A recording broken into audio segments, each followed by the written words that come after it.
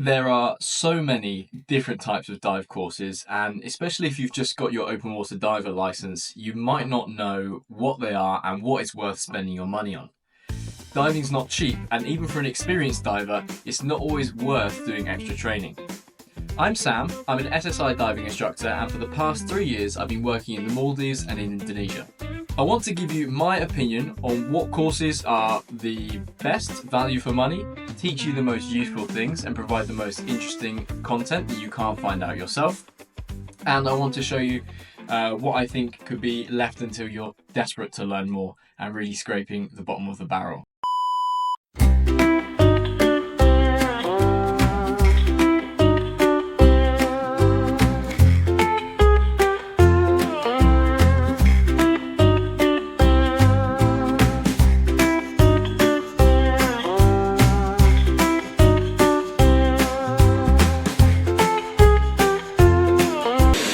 We've got all the different tiers here. We're going to start at the top.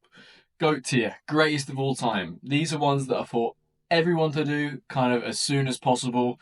They're going to add a lot of skills. They're going to extend your range. You're going to be able to dive in new places and you're going to learn a lot of content that you simply just can't find anywhere else. Next step down here, we've got the take my money tier. These are ones that I really recommend for people that have already gone through all of the ones I recommended in the GOAT tier. So these are things that are going to be really worthwhile for most people, but not #1 priority. A little bit lower down, we have the it is what it is tier. These are ones which are useful for some people. Then we have the different strokes for different folks. This is stuff that I personally wouldn't recommend, but if I had someone come to me, to my dive center, and they really wanted to do it, then I would not tell them it's a bad idea.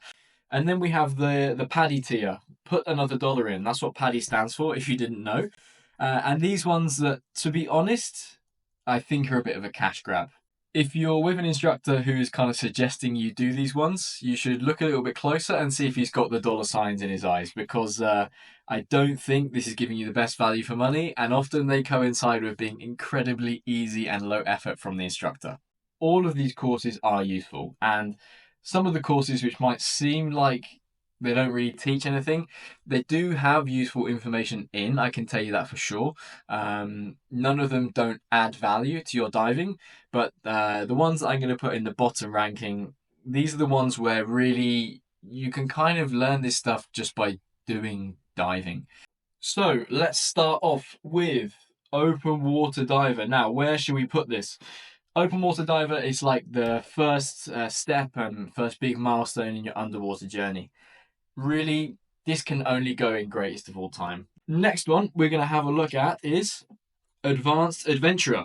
What is Advanced Adventurer? Well, this is one a lot of people find confusing. It's basically SSI's direct equivalent of the PADI Advanced Open Water. If I had to choose, would I prefer to go down the route and do some specialties that are relevant to me in more detail? Yes. And I think a lot of the reason why people do the Advanced Adventurer is because they think it's like compulsory to do that as the next step. It's actually not. You can go to any of the specialty courses at any time. So I'm gonna say it is what it is. If you're PADI, you'll probably be almost forced to do this as the next step. Try scuba. This one has to go and take my money. I mean, it's the first time you get into the swimming pool. The reason why it's not greatest of all time is because you don't come away with a certification. It's actually just a recognition badge. Doesn't count. Doesn't let you do anything independently in the water, but it is your first time in the ocean. You can't do any of the other stuff if you don't do try scuba first, so that is why it has to go so high up. Next one, very similar, people get this confused, is Basic Diver. Basic Diver, it is a certification. It's a certification that lasts for 6 months. With that certification, you can then go on to do your open water course. It's there to be used for some people, but nobody dreams of getting their Basic Diver. And if you do, set your targets a little bit higher. I promise you, just face your fears and you'll probably get over the thing with the water in the mask, because I know that's what's holding you back. or learn to swim first, one of the two. So, basic diver, different strokes for different folks. Diver, stress and rescue. This is the equivalent in PADI of being the rescue diver. The difference being with SSI, there's much more focus on removing stress and preventing problems, whereas PADI puts a bit more focus on actually rescuing someone. This is really good as well, and it's a lot of fun to teach. Every time I teach a diver stress and rescue course, I have a blast. Usually you're only getting people who are looking to progress further, maybe do Divemaster at some point, and people are really fully up for it and they can throw themselves into some more challenging situations that you get put up into in the diver stress and rescue course. For that reason, it's going to go in a take my money. Why is it not greatest of all time? Well, we do get a lot of people who did their rescue diver 10 years ago, 20 years ago, 30 years ago, but they never wanted to use it. They kind of did it just because it was there.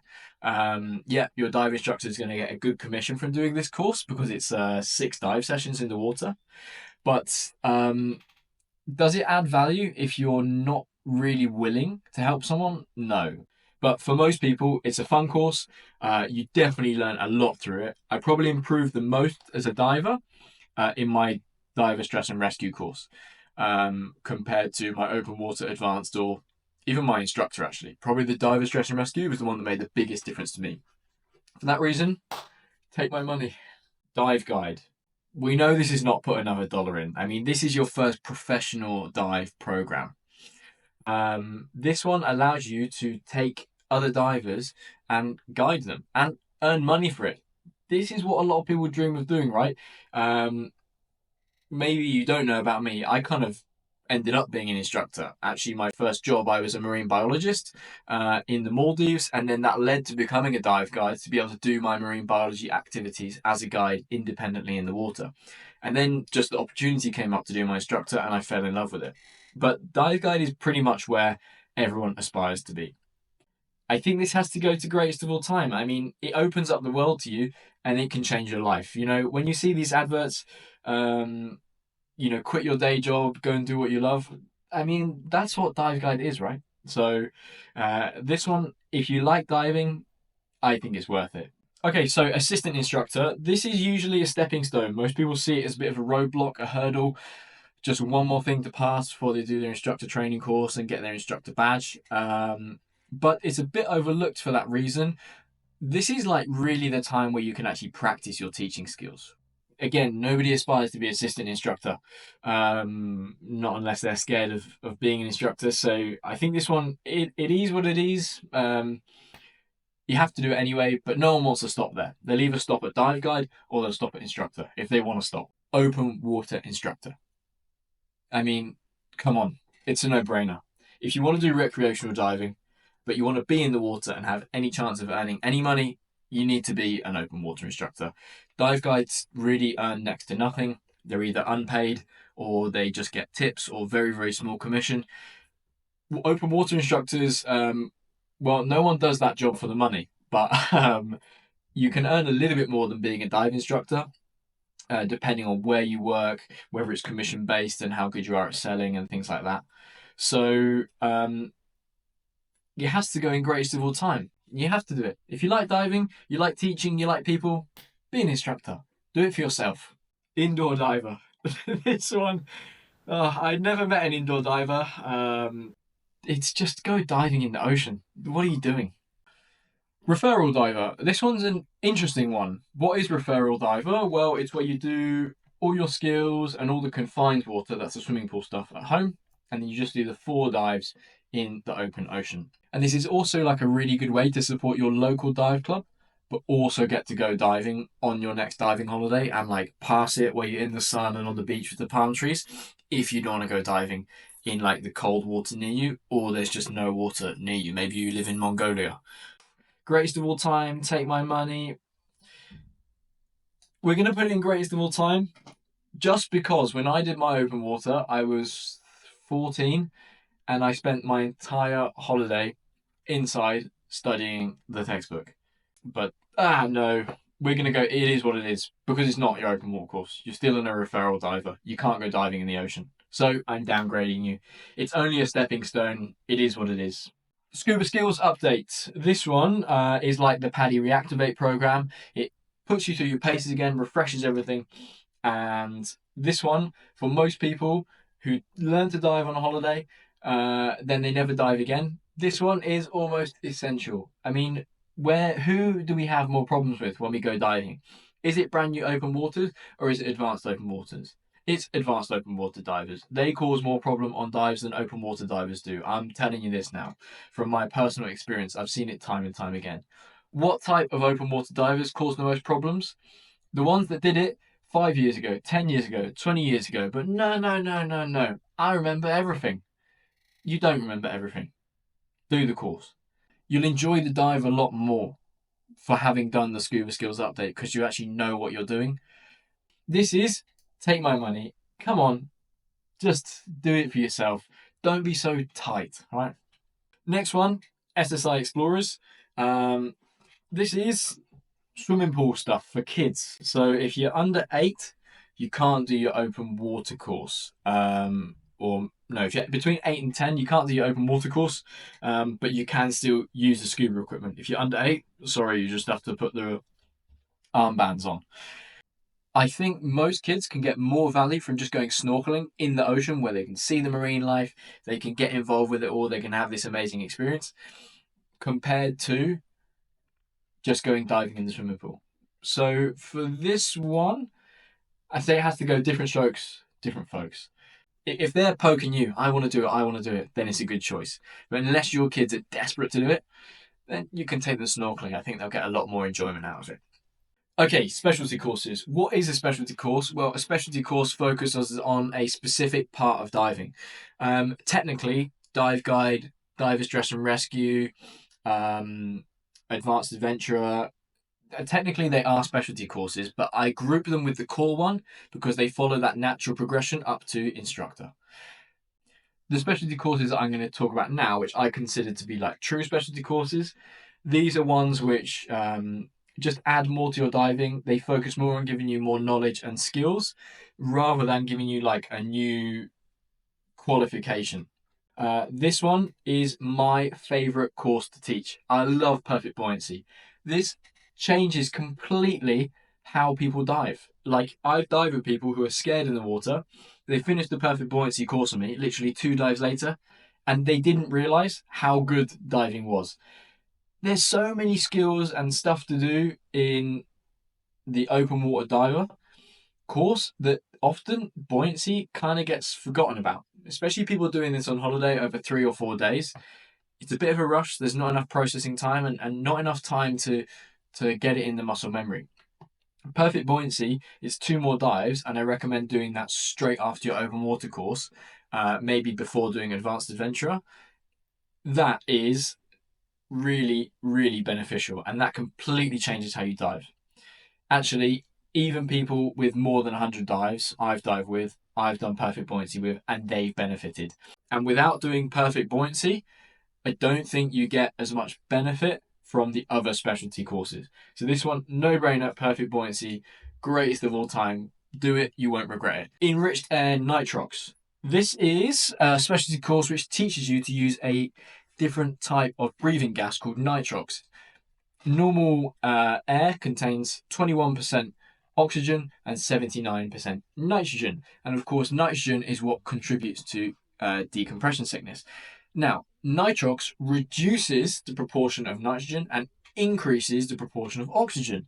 This means you're less at risk of decompression sickness when diving at the same time at the same depth. It increases your bottom time at a given depth, and it also reduces your surface interval. This one is super good if you're doing liverboard diving or lots of dives in one day. This one, it goes in, take my money. For most people, you should be doing this. Science of diving. Now, this one is essential if you want to be a dive master. Now, PADI Dive Masters is just one qualification. It's the equivalent of dive guide for SSI.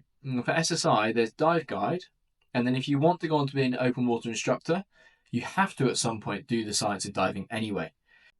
I think different strokes, different folks. Like, do it if you need it, or do it if you're really fascinated about the science of it and you have an instructor who like really likes the maths.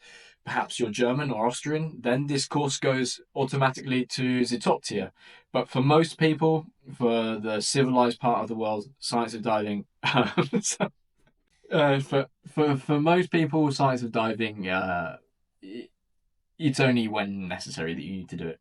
I did my decompression diving course, or at least I started it a little while ago. I had to stop. I moved jobs, and the instructor that was teaching me didn't come with me in my suitcase. It's quite a shame.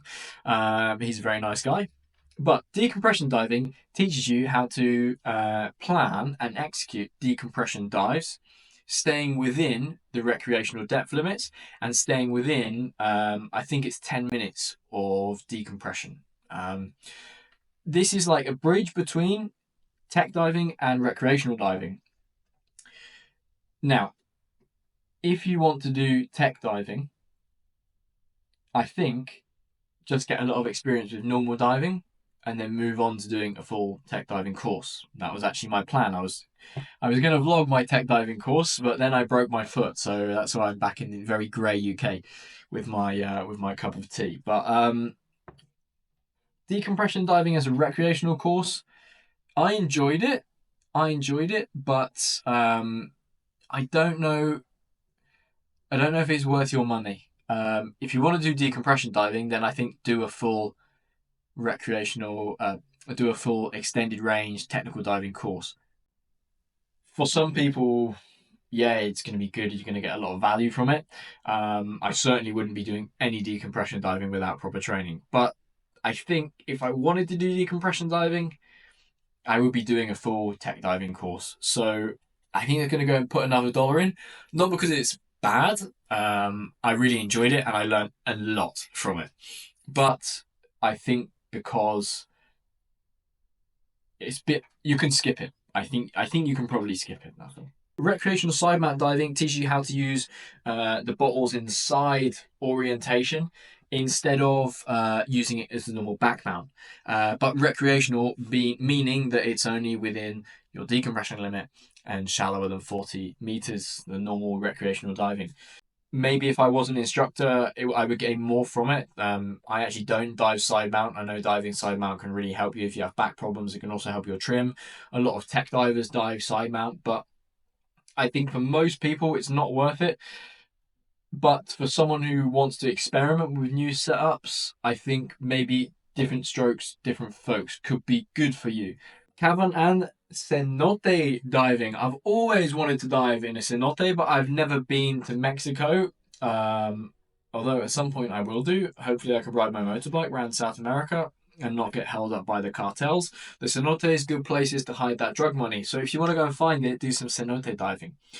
But of course, these are recreational courses. So with the cenote diving, from what I'm aware, you have to always be in the light zone. So that means you have to always be able to see the exit and you have to have the inside of the cave like kind of illuminated in some way by natural light.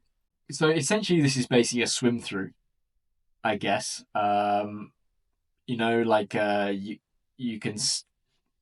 You can always see the exit. You don't really get that much penetration into the cave. I'm gonna put this into, again, it's coming in the bottom. I'm willing to be corrected on this. If you've done this, please tell me in the comments below, or even better if you're an instructor for this and you think it's good, tell me why in the comments below. I'd love to learn about this. I want to come diving the cenotes. I actually don't know if I don't know if I'm pronouncing it properly, and I don't know if you need a full tech diving qualification or if they'll just take you in there or anything like this, or if there's any cenotes worth doing without that tech diving and cave diving certification. But I think this one we're going to have to put another $1 in. I think in most cases, if you're going to do this kind of diving, but with the limitations that this course puts on because it's recreational, it's not really worth it. I think just go the whole hog and do a proper cave diving course. You'll get probably more out of it. Computer diving. This one teaches you how to use your dive computer. if your instructor is like telling you like you have to do this computer diving one, find a new instructor, they're a scammer. Equipment techniques. This one is teaching you how to look after your equipment. It's probably useful for some people, and this kind of stuff you can learn from experience. So this one's going to go put another $1 in. I think you can just learn this one just on the go. Search and recovery. Loads of people ask me about this course. They think it's like underwater treasure hunting, and that's basically what it is. It's how to find stuff that's lost underwater and how to bring it back up to the surface safely. That might be treasure chests, ancient artifacts, sunglasses, dive computers, or dead bodies. Any of the above.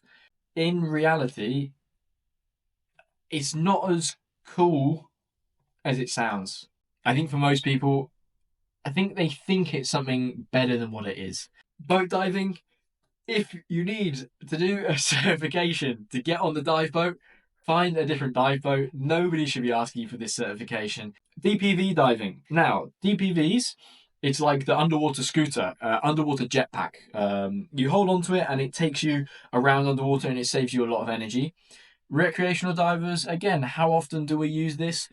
Not really. Who do I see using these? I see science divers using these, sometimes if they need to survey large areas, but more commonly it's people doing big caves, very experienced tech divers, and doing deep shipwrecks because they want to save their air consumption by using a DPV to take them. I mean, if you want to use a DPV, don't just buy one on AliExpress and use it. You can get yourself into a lot more problems than you can imagine. So definitely do the training. I think I'm going to put it in different strokes, different folks. I think for most people, the DPV, the allure of it is that it's a gadget. It's not really that it's going to help them with their diving. I don't think it's really going to expand what they can do. Drysuit diving. Oh my God, cold water. Even people that dive in cold water don't like cold water. But if you have a dry suit, it doesn't feel so bad. And there's actually nothing worse than coming out of the water and then getting changed, and then suddenly, while you're in your wet diving clothes, that cold air hits you. Even in warm water, even in Indonesia, in the Maldives, you come up from the dive and I'm freezing. I'm warm in the water, but the moment I get back on the boat, it's like someone turns the AC on to full. And I've dived in the UK in my dry suit, and you know what? You take the dry suit off, then you're already in your jeans and your t-shirt underneath. It's amazing. Straight into the pub. What more could you want? Dry suit diving, I think, really is amazing because it opens up so many more places for you to dive. And a lot of people, they never dive in their home country. They think diving is like a holiday thing. Go and do your dry suit course. Go and experience where you live. Diving is not about 40-meter visibility and tropical fish. For me, diving is about exploring, going and seeing what's out there. If you do your dry suit course, it makes that exploring a lot warmer. So for this one, I'm actually going to say greatest of all time. Go and do your dry suit course. You'll surprise yourself, and it's going to lead you to a lot more adventures. Wreck diving. Let me summarize again the course. Jump in the water, swim around the shipwreck. You can't do wreck penetration as a recreational diver. Not what you're thinking. Wreck penetration means you can't swim inside the wreck where you can't see the exit and where you're in like a small closed environment. You can only do swim throughs. A swim through being shorter than 10 meters, lots of space, and you can see in and out both sides. But you don't need a license to do a swim through.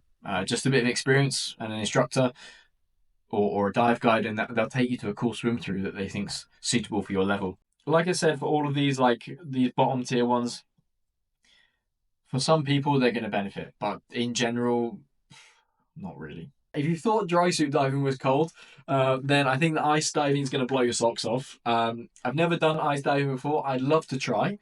So if someone wants me to vlog their ice diving school, then tell me. I'll come and do it in a heartbeat. But it is a overhead environment. So this is one that's going to bridge the gap between recreational diving and technical diving. I expect there's probably some limitations to this, like a certain distance you can go from your entry point and stuff, but this is going to teach you some really interesting fundamentals about how to use a line and things like this. I think you shouldn't be doing ice diving without having that kind of experience and training. Definitely don't rush into this. Definitely a lot of value to be had from this one. It is what it is. If you want to do ice diving, then do this course. I mean, if you don't want to do ice diving, then don't bother. If you're in Egypt in the Red Sea. Don't let them sell you an ice diving course, okay? No matter what they say. I know they're good salesmen out there, but don't let them pull the wool over your eyes with this one, all right? I'm putting together all the ecology ones: shark ecology, nudibranch ecology, sea turtles, mammals, marine ecology. These courses actually surprised me. I thought this was going to be a load of rubbish, to be honest. I'm a marine biologist, and I thought, this is a load of nonsense. But actually, the information in this is really, really useful and really interesting. And I think one of the big things that can help you get more enjoyment out of your dives is by learning more about what is happening in the water around you. That said, is it worth paying to do them? Probably not. So this is going to go in the put another dollar in section because they're really good. They're really interesting.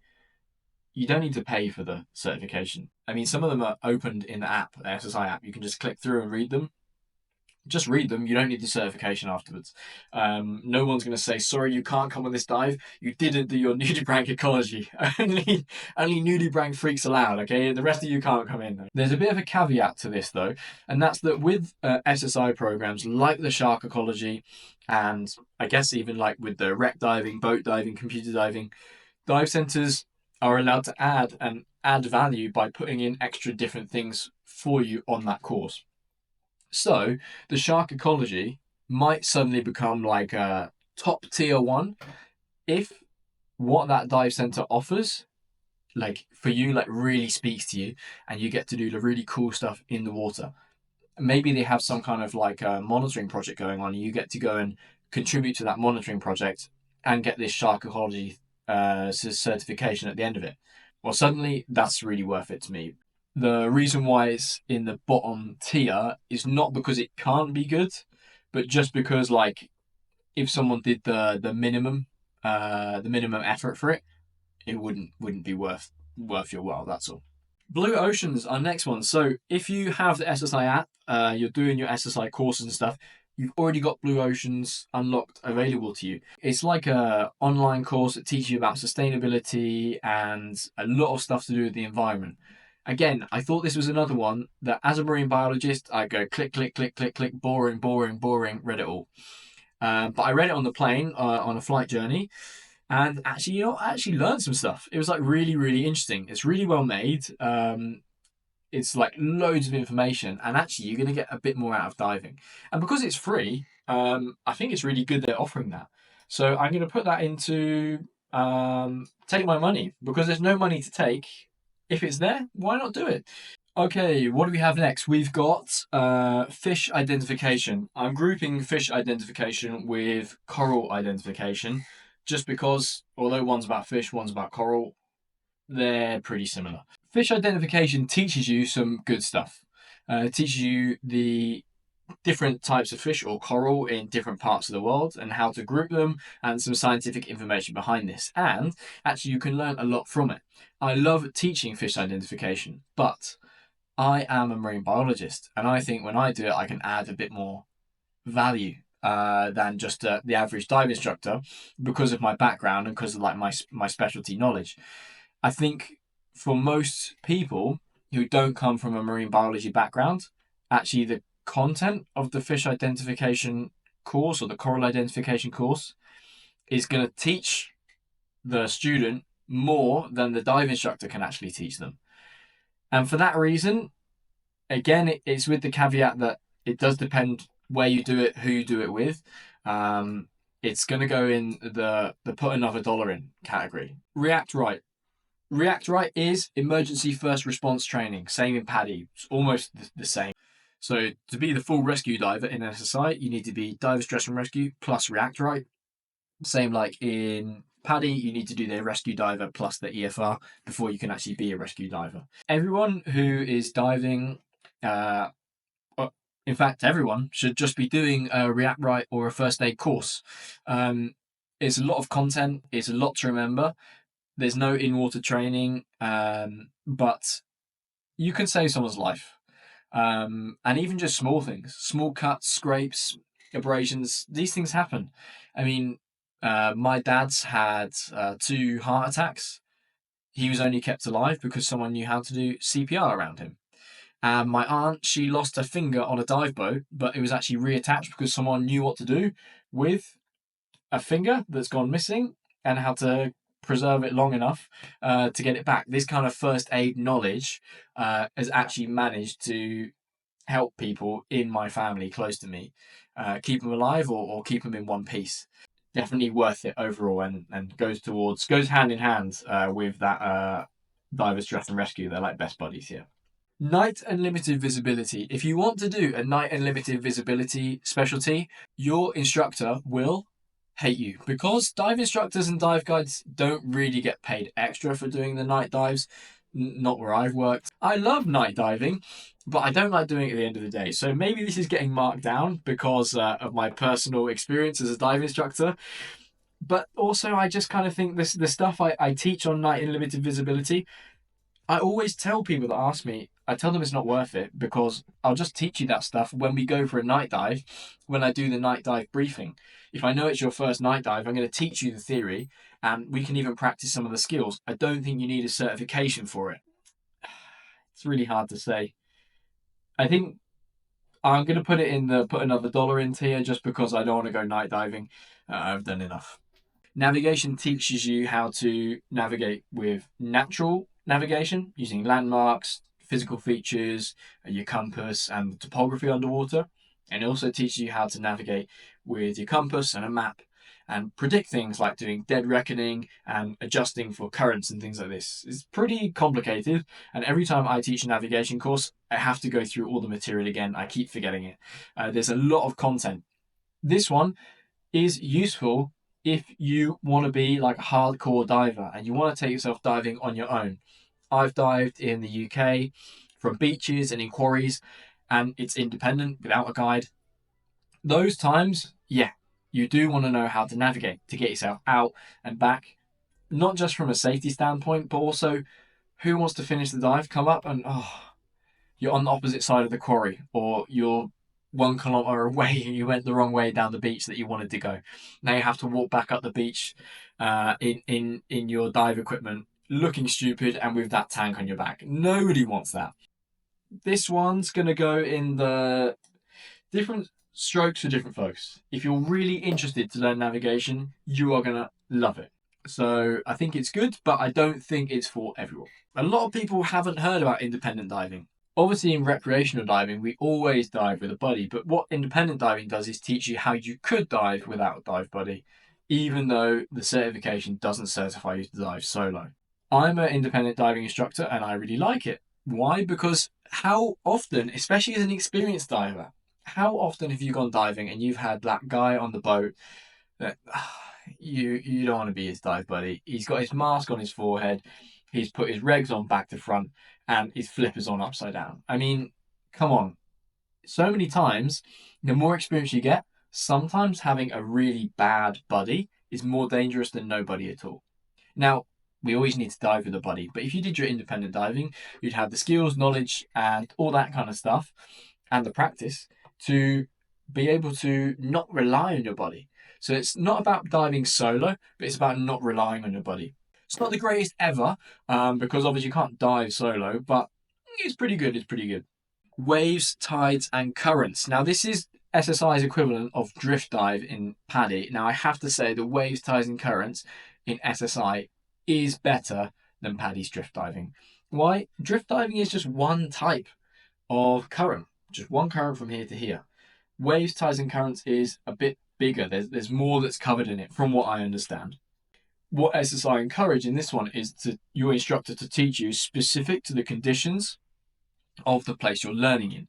This is especially good if you have like a home dive center or somewhere where you go all the time, because you're going to get really good understanding for that area. This one is especially good if you just started diving, because again, most people, where do the nerves come from? From being in strong currents, from being blown around, from all this kind of stuff. So this one, it's going to go in, take my money. This one's super good for most people, even experienced divers, because there's no set course requirements. Your instructor is going to make it specific for you. Photo and video. Well, let me ask you this. Do you know any marine photographers? And did they do the photo video course? Get your diving sorted first. Do your perfect buoyancy. do things like this, then get a camera and learn it, figure it out yourself. There's loads of stuff online about it. I think doing a course on it doesn't really, it's not good. It's not that it's not going to add value. You find it useful, but it's not the best way to spend your money.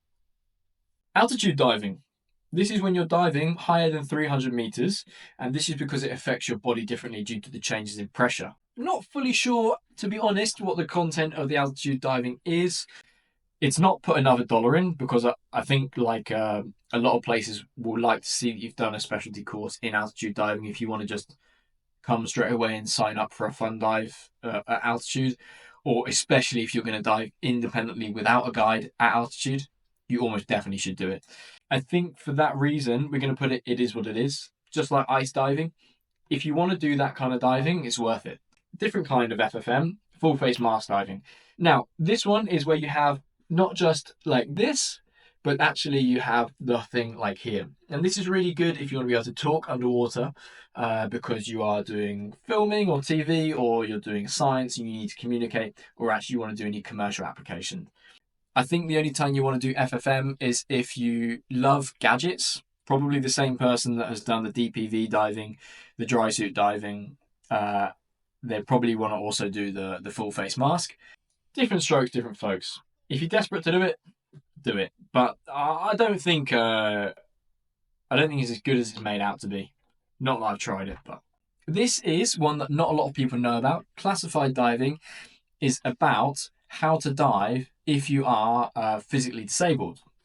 Maybe you have, like you can see this person in the picture, is missing a leg. That's great. They get half price on fins. I'm also going to include in this like the classified diving buddy. I don't know if it's a standard certification, but I have seen classified diving buddy as well. It teaches you how to be a good buddy for a classified diver. I think there is not enough done about accessibility in general. I think it's like there are so many people with disabilities, and so often it's overlooked. I don't think disability should be a barrier to the ocean. This is going to go greatest of all time. I think if it gets people in the water, if it makes something more accessible and allows someone to experience my passion of scuba diving, then it has to be the best. Don't amputate your own leg or arm just to do this one. 'Tis but a scratch. Gas blender. This teaches you how to mix nitrox to different levels if you're going to prepare your own gas and stuff like this. Who's going to be mixing their own nitrox? Most places you go, they won't even let you touch the compressor. So I don't think it's very useful for most people. Last but not least, this is what a lot of you have probably been waiting for, and this is the deep diving specialty. What is the deep diving specialty? Well, this is teaching you how to dive to 40 meters. But isn't that what the Advanced Open Water course does?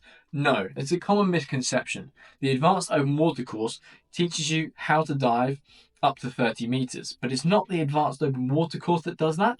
It's because as part of the Advanced Open Water course, you do one deep dive. The deep diving course is a full course with 3 with SSI or 4 with PADI, teaching you how to go up to 40 meters, how to plan it, and how to stay safe while doing so.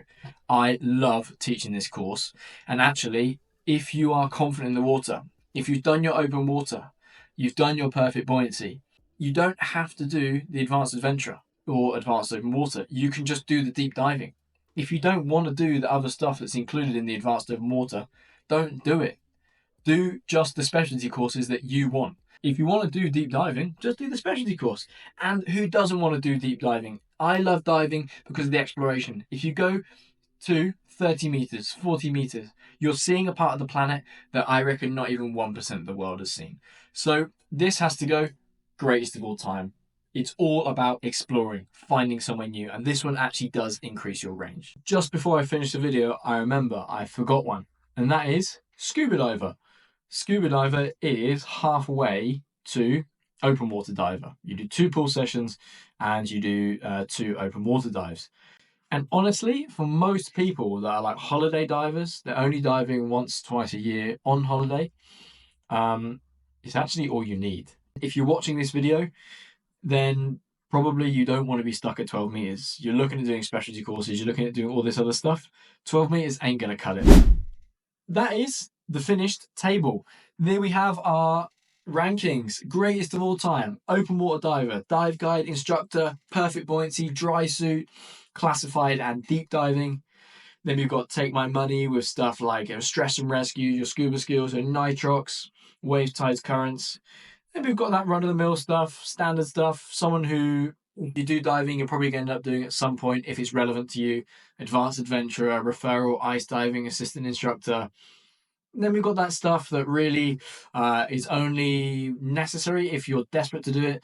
And a lot of this stuff you notice is to do with gadgets, side mount, search and recovery, DPV navigation, full face, just to try out a new toy and have the right training to use it.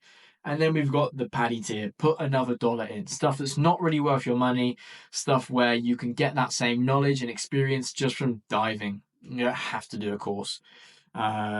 Computer diving, but I can't even say it without laughing. Computer diving and boat diving, it should be banned. Night diving, gas blender, photo, video, things like these, you can just get that knowledge from elsewhere. So tell me what you think. Do you agree with what I've said? Am I talking out my ass, or do I make a lot of sense? Just a lot of hot air, or am I spitting facts? Please tell me in the comments below. And if I missed anything, please tell me. Does your dive center or did you do a certification that isn't on here? Otherwise, thank you very much for watching. I hope you're subscribed. If you made it this far, you might as well be. And I will see you in the next one.